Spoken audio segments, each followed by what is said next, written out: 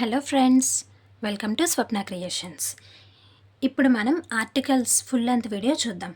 Articles గురించి from starting to ending complete brief explanation తెలుసుకుందాం. ఓకేనా? ఇంతవరకు మన ఛానల్ని ఎవరైనా సబ్స్క్రైబ్ చేసుకోకుండా ఉంటుంటే please subscribe our channel. So articles are two types, definite article and indefinite article. Definite article means the and indefinite article అంటే ఏ అండ్ యాన్. ఆ రెండింటిని ఇండెఫినెట్ ఆర్టికల్స్ అని అంటారు. మనం ఆర్టికల్స్ తెలియాలి అంటే మనం ఫస్ట్ ఓవెల్స్ అండ్ కాన్సోనెంట్స్ గురించి తెలుసుకోవాలి. సో ఏ, ఈ, ఐ, ఓ, యు అనేవి ఓవెల్స్. ఈ ఎక్సెప్ట్ ఓవెల్స్, ఈ 5 లెటర్స్ తీసేసి రిమైనింగ్ అన్ని ఆల్ఫాబెట్స్ని కాన్సోనెంట్స్ అంటారు. ఓవెల్స్ అండ్ కాన్సోనెంట్స్ అండ్ వాటి సౌండ్స్ కూడా మనకి తెలిస్తే మనకి ఆర్టికల్స్ని ఐడెంటిఫై చేయడం సింపుల్ అవుతుంది. ఓకేనా? So article a, it is used before the words begin with consonant sound. జాగ్రత్తగా వినండి. కాన్సోనెంట్ సౌండ్స్తో స్టార్ట్ అయిన వర్డ్స్కి ఏ అనే ఆర్టికల్ని ఉపయోగిస్తారు. కాన్సోనెంట్స్ ఈ లెటర్స్తో స్టార్ట్ అయిన వర్డ్స్ కాదు, కాన్సోనెంట్ సౌండ్స్తో స్టార్ట్ అయిన వర్డ్స్కి. అలాగే an, it is used before the words begin with vowel sounds. Vowel సౌండ్స్తో స్టార్ట్ అయిన వర్డ్స్కి ముందు యూజ్ చేస్తారు యాన్ అనే ఆర్టికల్. ఓవెల్స్ కాదు, ఓవెల్ సౌండ్స్తో స్టార్ట్ అయిన వర్డ్స్కి.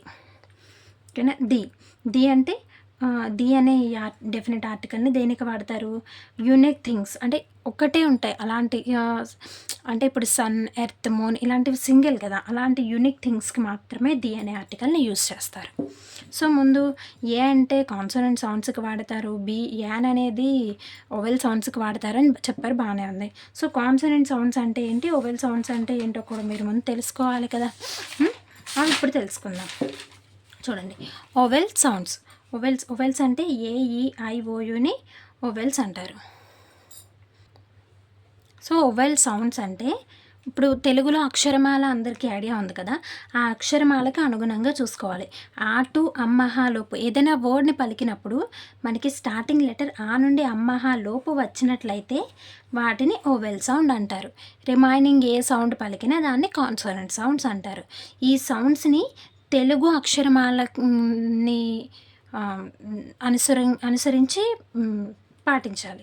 సో ఆ నుండి అమ్మహాలోపు వస్తే అది ఓవెల్ సౌండ్.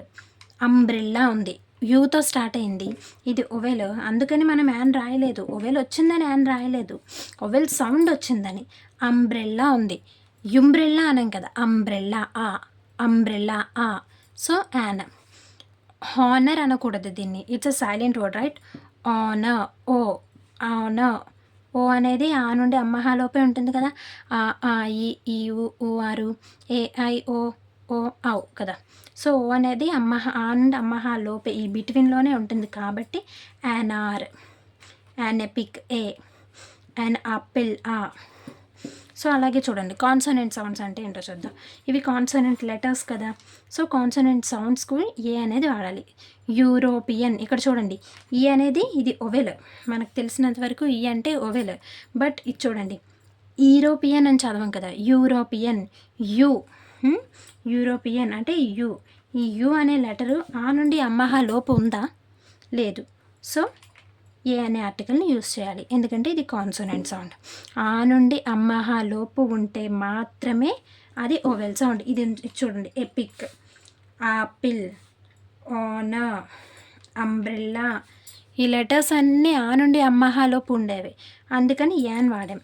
చూడండి, యునిక్, ఇక్కడ మళ్ళీ సేమ్ యూనే. యునిక్ అంటే యు అనేది ఆ నుండి అమ్మహా లోపు ఉండదు, so a unique. 1 rupee, same. So oval sounds అంటే స్టార్ట్ ఇలా ఉంటాయి, కాన్సోనెంట్ సౌండ్స్ అంటే ఇది. ఇప్పుడు ఈ సౌండ్స్ని బట్టి కొన్ని ఎగ్జాంపుల్స్ చూద్దాం. So examples for using an article a. I had a sandwich. సా అనేది ఓవెల్ సౌండ్ కాదు కదా, కాన్సోనెంట్ సౌండే కదా. సో చూడండి, useful, it's also a consonant sound. Wordsworth, consonant sound. European, consonant sound. అంబుల్ అంటారు దీన్ని, హంబుల్ అంటారు. హంబుల్ అంటే consonant sound. 1 rupee, consonant sound.